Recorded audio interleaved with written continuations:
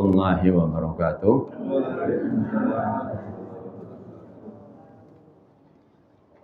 Alhamdulillahi rabbil alamin alladzi an'ama alaina bi ni'matil imani wal islam. Asyhadu an la ilaha illallah wahdahu la syarikalah wa asyhadu anna Muhammadan 'abduhu wa rasuluhu la nabiyya ba'dah. Allahumma shalli wa sallim wa barik ala Muhammad wa ala alihi wa ashabihi ajmain, amma ba'd. Qala Allah ta'ala fil Qur'anil Karim, a'udzu billahi minasy syaithanir rajim. Ya ayyuhalladzina amanu taqullaha haqqa tuqatih wa la tamutunna illa wa antum muslimun. Wahai orang-orang yang beriman, bertakwalah kalian semua kepada Allah dengan takwa yang sebenar-benarnya. Wala tamutunna, dan janganlah sekali-kali kalian semua itu mati, illa wa antum muslimun, kecuali mati dalam keadaan sebagai seorang muslim. Wa qala aidan wa dzakir fa inna dzikra tanfa'ul mu'minin. Shadaqallahul adzim. Bapak Ibu jamaah Masjid Baitul Arqam, mudah-mudahan senantiasa dirahmati oleh Allah Subhanahu wa taala.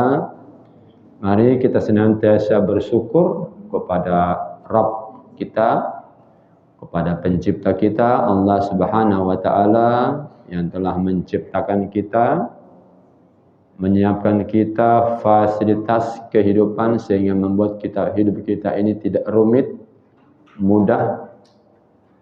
Mudah-mudahan kita terus berikhtiar menjadi hamba-hamba yang abdan syakuran, hamba-hamba yang pandai bersyukur. Karena Allah janji kalau kita pandai bersyukur, maka nikmat Allah itu akan Allah tambah. Ditambah jumlahnya mungkin, tapi yang pasti adalah ditambah keberkahannya. Sehingga makin lebih meningkatkan ketaatan kita kepada Allah Subhanahu wa taala. Itu tanda berkahnya rezeki yang Allah berikan kepada kita. Tapi manakala kita kufur, Allah juga mengancam dalam tanda petik, inna adabi la syadid, siksaanku sangat pedih. Nah, salah satu siksa Allah yang banyak manusia tidak sadar adalah jauhnya dia dari petunjuk. Itu siksa Allah yang nyaman buat manusia. Ya, jauh dari petunjuk. Kalau nikmat terbesar bagi orang beriman apa? Dekat dia dengan petunjuk. Jadi orang beriman itu kan disebutkan di surat Al-Anfal itu kan, kalau disebutkan nama Allah, bergetar hatinya. Dibacakan ayat-ayat Allah, bertambah imannya. Itu standar orang yang hidupnya berkah. Ya. Tapi ada orang yang oleh Allah diberi kenikmatan yang dalam pandangan manusia, wah, dia bahagia, tapi jauh dari petunjuk Allah. Nah, petunjuk Allah itu sudah Allah berikan kepada kita, tinggal bagaimana kita memaksimalkan untuk merespon itu. Peringatan, nasihat, merespon peringatan adalah bagian dari cara mensyukuri nikmat Allah yang terbesar nilainya itu. Ya. Di surat Az-Zariyah yang kami bacakan tadi di mukadimah ayat 55, Allah Subhanahu wa taala berfirman, "Wa dzakir." Maka berilah peringatan. Kenapa? Fa inna dzikra, sesungguhnya peringatan itu tanfa'ul mu'minin, sangat bermanfaat bagi orang-orang yang beriman. Jadi nasihat itu orang beriman butuh, Pak. Orang seperti itu perlu dinasihati, perlu mendapatkan nasihat. Kalau orang-orang yang tidak beriman, maka dia akan menolak nasihat. Nah, orang yang menolak nasihat, tidak mau dinasihati karena mungkin merasa diri satu, maaf, lebih senior, lebih mapan ekonominya, lebih tinggi derajat sosialnya, lebih banyak pengikutnya, ya, apalagi pinter, S1, S2, S3, S cendol, S campur, semua macam-macam S-nya itu. Ya, S teler, mari minum langsung teler gitu. Ya, ada orang tuh namanya cuma 5 huruf, tapi gelarnya banyak Pak. Dokterandus, SAG, MPDI, IG, FB, apa mana ya? Facebook itu macam-macam dipasang semua itu. IG, FB, apa lagi? IGD semacam-macam itu dipasang. IGD lah yang di rumah sakit itu lah. Kenapa gitu? Ingin mendapatkan pengakuan. Nah, orang-orang kadang-kadang ketika punya standar itu, dia sulit menerima masukan. Merasa saya ini lebih banyak makan asam garam. Sampai bermakan gula, saya sudah makan asam garam. Sakti saya hanya sulit menerima masukan. Nah, orang yang sulit menerima masukan ini oleh Nabi dikategorikan sebagai orang yang sombong. Di hadis disebutkan la yadkhulul jannah. Nabi yang ngomong, Pak. La yadkhulul jannah, tidak akan masuk surga. Siapa? Man kana fi qalbihi mithqala dzarratin min kibir. Orang yang di dalam hatinya ada sedikit rasa kibir, rasa sombong. Sahabat ada yang bertanya, "Ya Rasul, saya senang berpakaian yang bagus. Apakah itu termasuk sombong?" Nabi mengatakan tidak. "Saya ya Rasul senang punya kuda yang bagus." Kalau sekarang kira-kira punya mobil apa Pak? Ferrari berapa Pak harganya? Minimal kan tahu harganya Pak. Bahan untuk ustaz ceramah kan gitu. Kalau nggak tahu harga kan nanti dibujui sama jamaahnya. Ya. Saya Rasul senang punya kendaraan yang bagus. Oh, itu bukan rasa sombong. Itu bagian dari wa amma binikmati rabbika fahadits. Kalau dapat nikmat dari Allah, tampakkan. Berpakaian yang bagus, silakan Pak. Bagus Pak. Karena innallaha jamil yuhibbul jamal. Allah itu indah. Senang kepada yang indah-indah.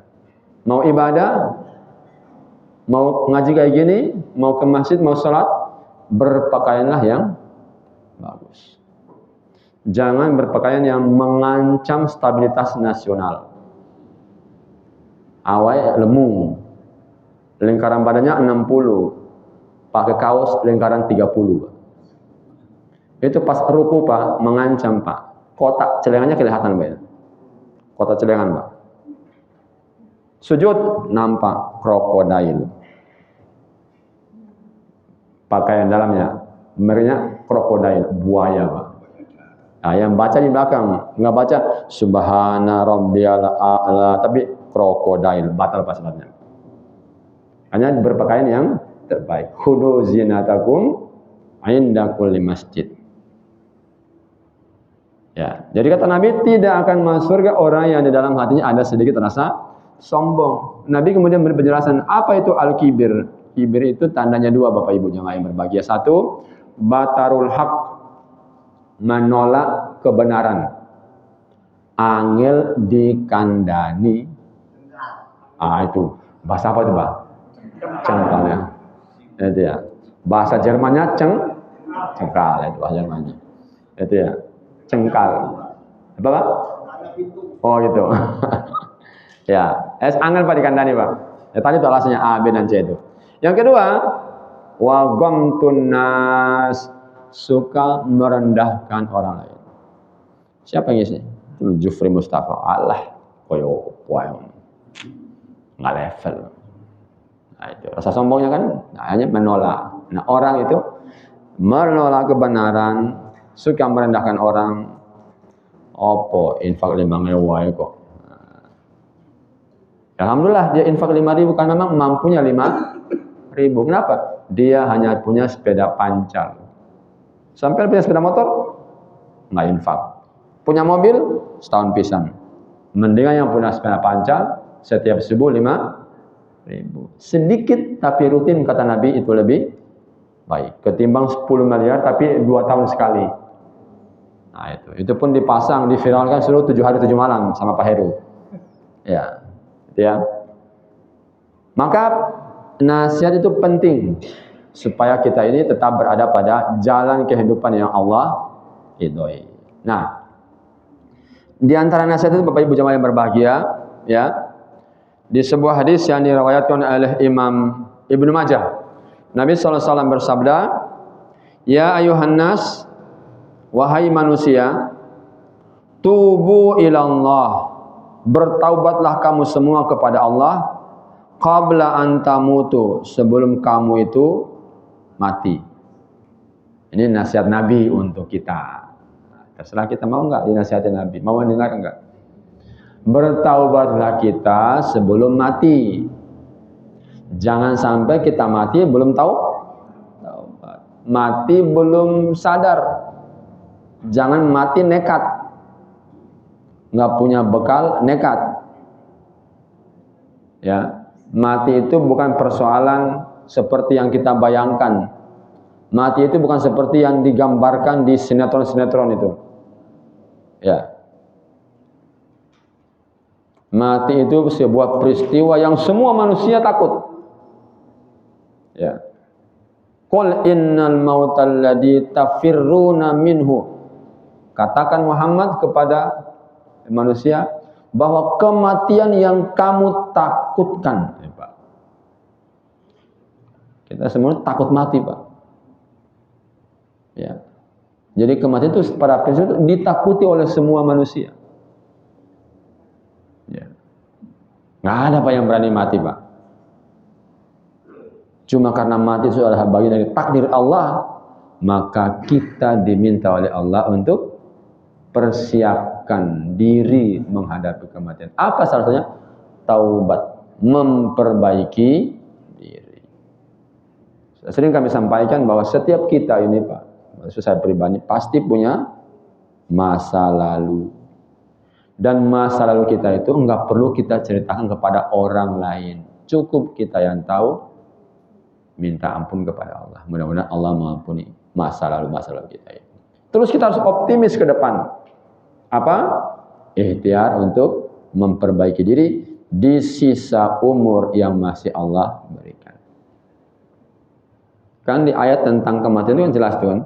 Kullu nafsin dha'iqatul maut wa innama tuwaffawna ujurakum yaumal qiyamah. Setiap yang bernyawa itu pasti mati, dan pada hari kiamat sajalah Allah akan menyempurnakan semua amalan perbuatan kita selama hidup di dunia. Dunia nggak ada yang sempurna, Pak. Ya. Banjir di Padang, di Medan, di Aceh itu wes ketok moto pelakunya, Pak. Tapi info terakhir, polisi tidak berhasil menemukan pelakunya. Kenapa? Karena banyak pohon yang tumbang dan berangka-angka. 3125. Jadi pohon itu bisa menulis dirinya sendiri, Pak. Supaya pelakunya tidak tertangkap. Itu di negara sebelah, Pak. Alhamdulillah di Indonesia aman, Pak. Ya, tidak sempurna. Makanya orang sering mengatakan kalau kita bicara hukum di Indonesia ini, kalau jenengan kehilangan kambing, lapor aparat pasti kehilangan sapi. Jenengan kehilangan sepeda motor, lapor bapak. Yang itu pasti biaya ngurusnya itu sama seperti jenengan kehilangan mobil. Terus gimana caranya supaya nggak hilang? Digembok lapis 7, Pak. Sapi dicancang, Pak. Gitu. Ya, itu di negara sebelah. Jadi dunia ini nggak pernah ada yang sempurna. Kapan kesempurnaan itu? Nanti di akhirat. Maka mengimani kehidupan akhirat itu harus, Pak. Karena hanya di akhirat sajalah nanti ada kehidupan yang sempurna. Dunia nggak ada yang sempurna. Ya. Ada tentara nabrak mahasiswa, tentaranya mati, mahasiswanya jadi tersangka. Itu akal sehat kita pasti nolak. Yang nabrak tentara, yang ditabrak mahasiswa. Mungkin yang nabrak takut jantungan langsung mati. Ini yang ditabrak jadi tersangka.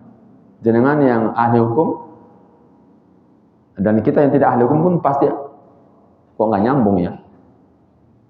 Yang mencuri ketangkap, digepuk sama yang punya barang. Yang mencuri mati. Yang gepuk tersangka. Itu di mana? Di negara sebelah. Ya, itulah kehidupan. Makanya wa innama tuwaffawna ujurakum yaumal qiyamah. Di kehidupan akhirat sajalah Allah akan menyempurnakan. Maka ketika menghadapi kematian yang pasti itu, kita disuruh oleh Allah Nabi untuk tubu ilallah, bertaubat, siapkan bekal. Ya. Karena yang pasti adalah kematian. Ya. Yang jauh itu apa? Dunia. Dunia ini jauh, Pak. Enggak pernah ada orang akan mencapai finish kehidupan ini. Enggak ada, Pak. Siapa, Pak, yang bisa mencapai finish kehidupan? Garis finish kehidupan siapa, Pak? Enggak ada, Pak. Enggak ada. Maka Nabi mengatakan, seandainya manusia itu diberikan 2 gunung emas, dia pasti minta yang ketiga. 2 gunung, Pak. Bu, jenengan punya emas 1 kilogram saja itu. Sekarang 1 gram berapa, Bu? 2, sekian juta. Punya 1 kilo, Kang. Nggak usah kerja, Pak. Kipas-kipas aja. Sehari ini jual 2 gram. Buat makan 1 bulan. Besok jual 1 gram. Buat makan 14 hari. 1 kilo, Pak. Ini bayangkan 2 gunung, Pak. Kapan habisnya itu, Pak? Itu pun kata Nabi, manusia pasti minta yang ketiga. Apa artinya? Tidak ada finish, Pak, kehidupan ini. Orang tidak pernah akan mencapai puncak kepuasan terhadap dunia. Sinten? Enggak ada. Ada yang sudah dikasih jabatan 2 periode, minta yang ketiga. Gagal ketiga, majukan anaknya. Anaknya nggak nyambung, siapkan cucunya. Cucunya belum, siapkan putunya. Padahal putunya masih di alam ruh itu, sudah disiapkan. Apa? Dunia, Pak. Enggak ada finishnya. Kapan finish dunia itu? Kata Nabi, kalau tanah sudah nutup. Apa itu? Kematian. Tapi orang tidak pernah berhasil mencapai kesuksesan hidup dan mencapai finish kehidupan. Nggak pernah, Pak. Nggak ada, Pak, cerita orang.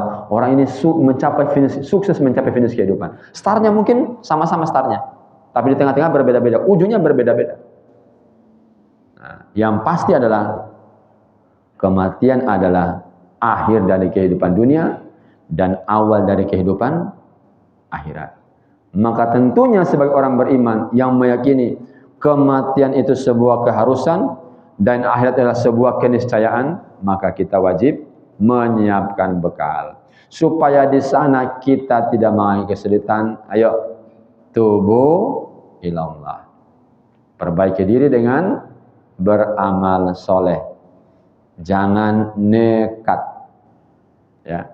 Yang kedua, Bapak Ibu yang berbahagia, nasihat Nabi untuk kita, wabadiru bil a'malis solihah, dan cepat-cepatlah kalian itu beramal soleh qabla antus gilu, sebelum kalian sibuk.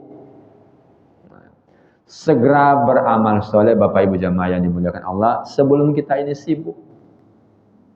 Ya. Apa yang membuat kita sibuk? Dunia, Pak, dengan segala macam bunga-bunganya membuat kita sibuk.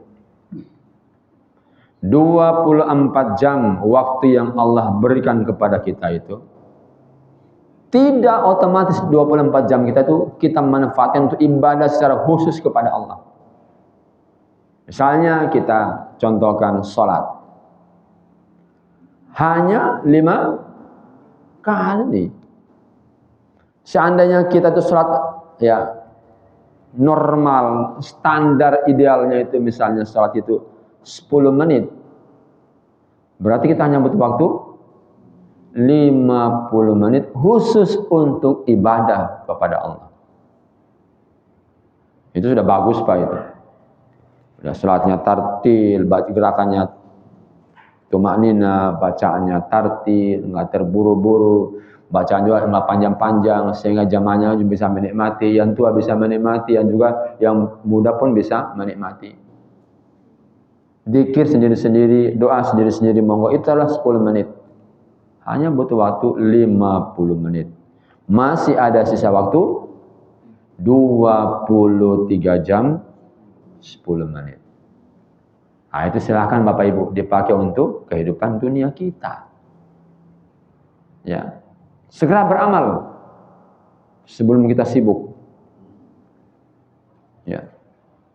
Urus harta bisa membuat kita sibuk.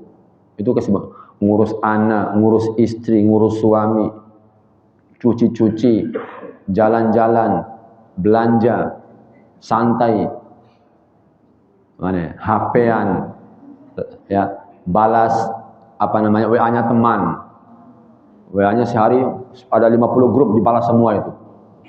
Nah, itu membuat kita sibuk, membuat kita lalai, membuat kita lupa. Nah, di situlah pentingnya wadzakir fa inna dzikra tanfaul mukminin. Berilah peringatan. Karena itu sangat penting bagi orang-orang beriman. Wabadiru bil a'mali sholihah qabla an tuskilu. Segera beramal soleh sebelum Anda sibuk. Ada orang yang maaf. Ya, ini mungkin pemandangan umum ya, sering kita lihat tuh. Tetangga meninggal, dia takziah plus bantu-bantu karena masih menjaga tradisi. Saking sibuknya bantu-bantu di tetangganya yang kematian, itu semuanya nggak sholat Pak. Kenapa? Sibuk bantu tetangga yang kematian. Siapkan upacara nanti malam, kirim doa itu sampai lupa sholat. Nah, ini mana yang benar Pak ini? Sholatnya yang benar atau siapkan upacara nanti malam itu? Jadi yang dibantu itu keluarganya mengalami kematian. Yang hidup ini juga pasti mati. Tapi karena sibuk membantu tetangga yang berduka, dia lupa bahwa dia sendiri pun harus menyiapkan bekal untuk menghadapi kematian. Itu namanya apa? Sosial lupa diri. Meringankan beban orang, tapi dia sendiri menambah beban. Beban apa? Beban dosa. Ada orang yang hari raya itu bertamu silaturahmi ke rumah kawannya. Panggilan adzan nggak direspon, padahal paginya baru dapat nasihat. Di antara buah Ramadan adalah istiqomah kita menjaga sholat 5 waktu yang sudah dilatih oleh Allah dalam Ramadan. Di mana dalam Ramadan kita selalu berjamaah di masjid. Puncaknya 1 Syawal, sholatnya mulai nampak bolong-bolong. Nah, itu kan nampak sesuatu yang tidak benar itu. Dan ini hampir Bapak Ibu bertradisi dalam kehidupan kita ini. Ya. Maka mari Bapak Ibu, ya, sempatkan untuk punya waktu khusus beribadah. Sempatkan kita punya waktu khusus untuk sholat duha. Sempatkan waktu kita khusus untuk baca Quran. Sempatkan bagian dari rezeki kita untuk infak dan sedekah. Sempatkan sisa tenaga kita untuk kebaikan dan tegaknya agama Allah. Minimal datang, ya, isi tandon masjid cetek. Minimal datang lebih awal untuk nyalakan lampu. Kalau bisa rebutan adzan. Kata Nabi itu, seandainya kamu tahu betapa besar adzan dan mengambil soft terdepan, dan itu harus ditempuh dengan undian, maka kalian pasti akan rela untuk mengikuti undian itu supaya bisa adzan luhur saya. Soft terdepan harus saya. Jangan mempersilahkan orang lain. Lu ada kesempatan Pak ambil soft terdepan, jangan ambil soft kedua. Ibu-ibu ada kesempatan soft terbelakang, ambil terbelakang, jangan ambil yang di depan. Kecuali jangan terlambat. Jangan dikapling Bu. Datang terlambat, WA temannya yang biasa datang duluan. Tolong saya di apa namanya Pak? Iya enggak, itu ada istilahnya itu. Nah, dikapling dulu itu Pak. Tole yang dikapling nggak datang, hanya kosong.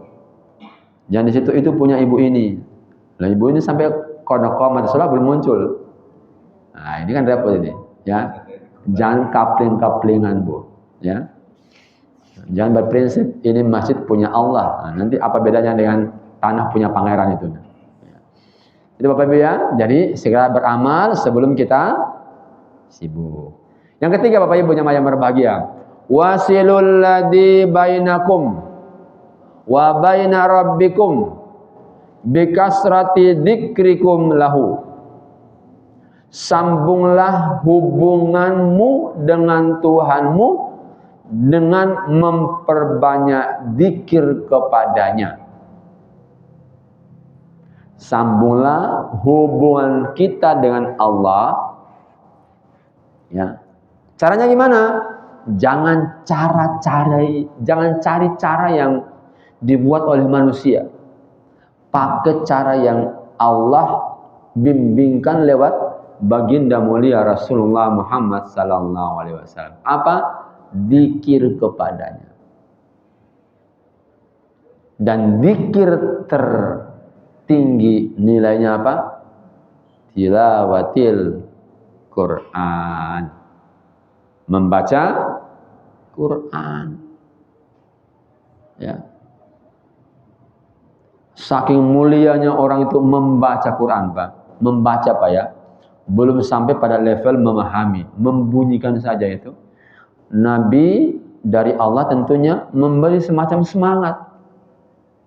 Man qara'a harfan min kitabillah falahu hasanah wal hasanatu bi asyri amsalihah.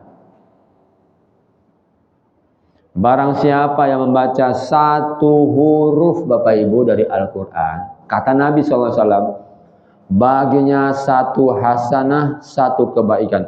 Wal hasanatu bi asyri amsalihah. Dan satu kebaikan Allah ganjar dengan 10 nilai Pak.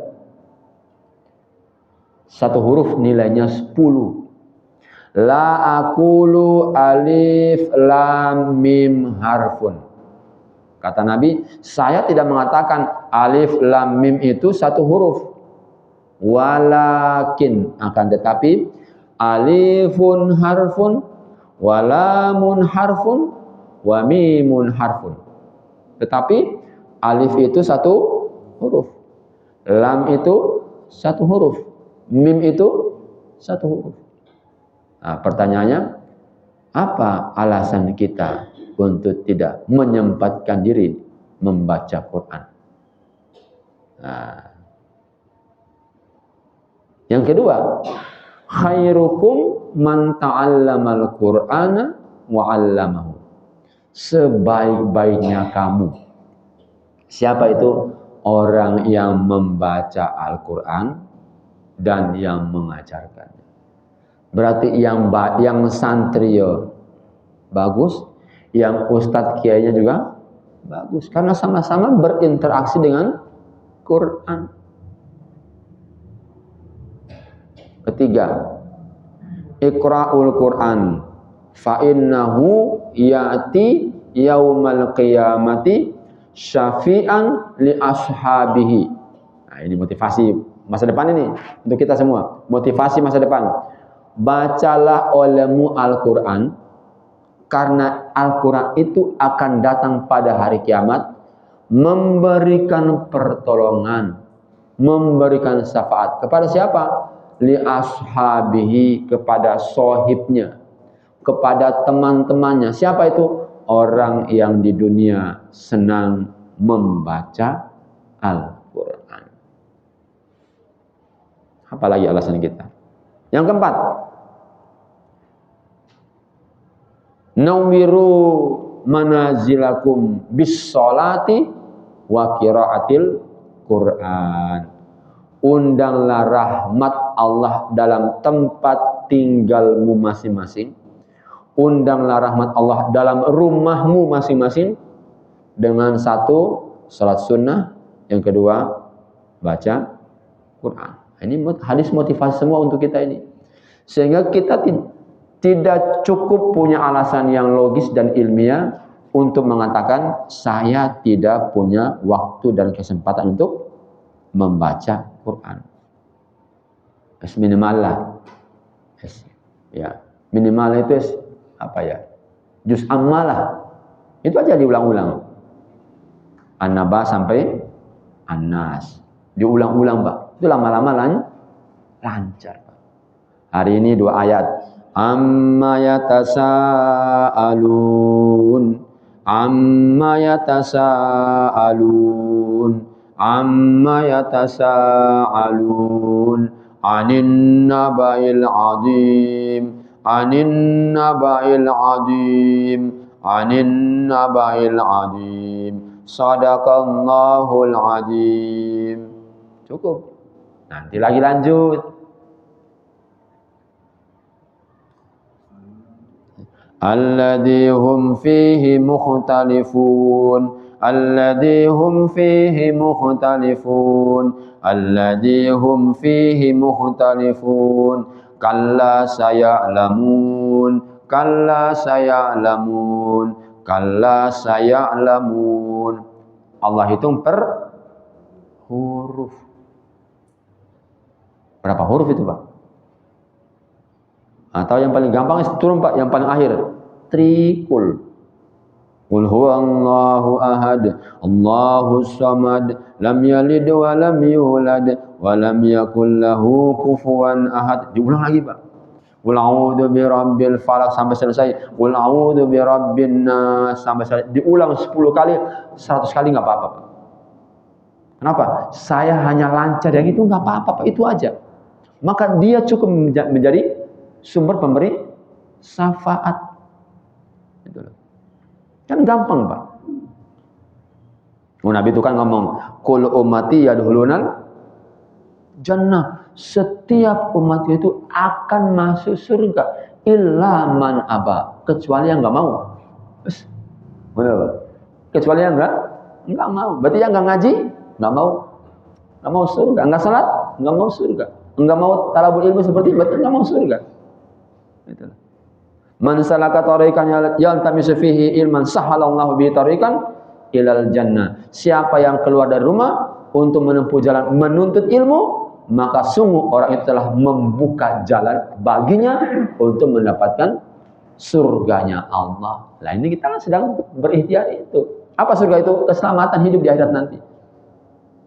Nah, Quran itu, Pak, bisa menjadi pemberi syafaat. Ya. Jadi mari kita rutinkan itu. Yang kedua apa, Pak? Dzikir selain Quran apa? Ya, kalimat-kalimat thayyibah. Nabi ngomong, ini Nabi yang ngomong ini. Ya.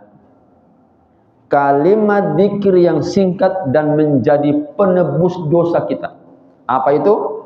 Subhanallah wa bihamdi. Berapa lama? Berapa kali? 100 kali. Saya pernah hitung, Pak. Tak coba, Pak, tadi dari sana. Kita hitung. Itu kira-kira 3 sampai 4 menit. Subhanallah wa bihamdi, subhanallah wa bihamdi, subhanallah wa bihamdi. Satu jari ini, Pak, dapat 3. Subhanallah wa bihamdi, subhanallah wa bihamdi, subhanallah wa bihamdi. Subhanallah wa bihamdi, subhanallah wa bihamdi, subhanallah wa bihamdi.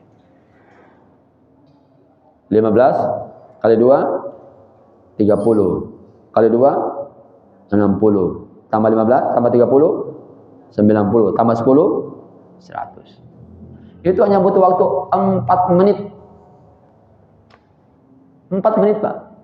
Hanya subhanallah wa bihamdi 100 kali setiap hari. Kata Nabi, dosa-dosa kecil kita dihapus oleh Allah. Sekalipun dosa itu sebanyak buih berapa bang? Buih lautan. Pernah hitung? Tahu Pak buih Pak? Yang putih-putih Pak, yang di atas air itu lah, yang putih-putih, busa air laut itu Pak. Kalau jenengan cuci baju kan ada busanya Bu ya. Nah itu bisa dihitung Pak, berapa Pak? Berapa banyak Bu itu? Nabi sampai ngomong seperti itu. Terus kita kurang termotivasi. Hanya ngomong sambil duduk-duduk, ngomong cucu, lihat cucu bermain. Subhanallah wa bihamdi. Subhanallah. Sambil nunggu jualan, kalau kita jualan. Subhanallah wa bihamdi. Subhanallah wa bihamdi. Oh, jualan mau pesan. Scroll, skip, menunggu ya itu. Mendingan subhanallah bihamdi. Enggak pakai data, enggak pakai wifi, gratis, tis. Nabi memberi jaminan dosa-dosa kita akan Allah hapus sekalipun dosa kita itu sebanyak buih di lautan. Kok buih di lautan Pak? Ini berapa jumlah rambut kita ini? Belum sempat kita hitung Pak. Ini dosa kita sebanyak buih di lautan itu bisa dihapus dengan kalimat singkat zikir yang Nabi ajarkan. Subhanallahi wa bihamdi. Kapan saja Pak. Ibu ke pasar sambil jalan. Subhanallah. Assalamualaikum. Waalaikumsalam. Mana Bu? Pasar. Hati-hati. Nggih, terima kasih. Subhanallah. Subhanallah. Ya, bapak-bapak sambil ngopi, udah bismillah. Subhanallah. Sambil lihat cucunya main. Hati-hati nak. Nah, gitu. Ya. Jadi hanya betul kemudian Nabi tadi ngomong itu. Setiap umat itu pasti masuk surga kecuali yang enggak mau, Pak. Bayangkan ngomong subhanallah bihamdi satu hari 100 kali, Pak. Itu hanya butuh waktu 4 menit. 4 menit. Ya. Apalagi kata Nabi ada 2 kalimat yang ringan di lisan tapi berat dalam wazan atau timbangannya Allah. Apa itu? Subhanallahi wa bihamdi, subhanallahil azim. Tadi dilengkapi dikit, Pak. Kalau yang subhanallah wa bihamdi tadi, dosa-dosa kita sejumlah buih di lautan akan Allah hapus. Kemudian kita tambah lagi, subhanallah wa bihamdi, subhanallahil azim. Itu pahalanya Nabi terjelaskan. Cuma Nabi memberi informasi, itu lebih baik dalam timbangan Allah. Berarti layak tasib nilainya, ukurannya, manfaatnya itu hanya Allah yang tahu. Hanya subhanallah bihamdihi subhanallahil azim. Subhanallah bihamdihi subhanallahil azim. Berapa kali? Semampu kita. Di mana? Di mana saja. Yang penting jangan di kamar. Nah, itu aja. Ya. Dan kalimat-kalimat thayyibah lainnya. Ya. Nah, itu. Jadi itu cara kita untuk membangun hubungan kita dengan Allah Subhanahu wa taala. Yang keempat, Bapak Ibu jamaah yang dirahmati Allah Subhanahu wa taala, ya adalah